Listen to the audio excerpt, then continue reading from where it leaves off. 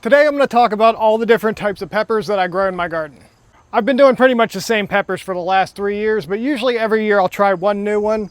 And this year that was the peppercini. I did 2 peppercini plants this year. They did very well. I spent most of the season waiting for these peppers to turn more of a yellow color, which they never did. They just started turning red, and they will turn a bright red like these.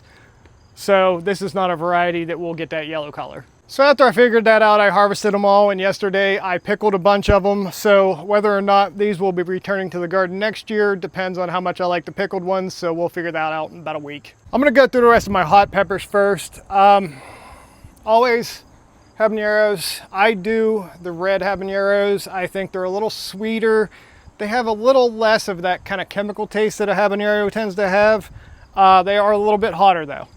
Also, we always got to do the hot wax peppers. I make pepper rings and stuff with these, do a lot of cooking with them.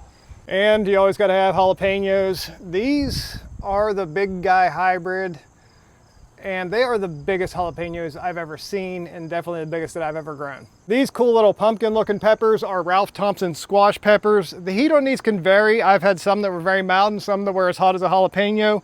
These are really good for stuffing and grilling. Bell peppers, always doing the California wonders for these. My absolute favorite sweet peppers are the lunchbox peppers. Most of them tend to be orange, but sometimes they can be red or yellow. These are so sweet. They almost taste like an apple.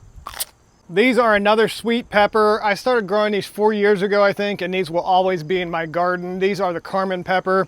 Again, these are great for stuffing. I made smoked paprika out of these last year, and it's the best paprika I've ever had in my life. Let me know in the comments what variety you think I should try. I don't want to go any hotter than the habanero. I don't want to waste any space on any of those kind of novelty peppers.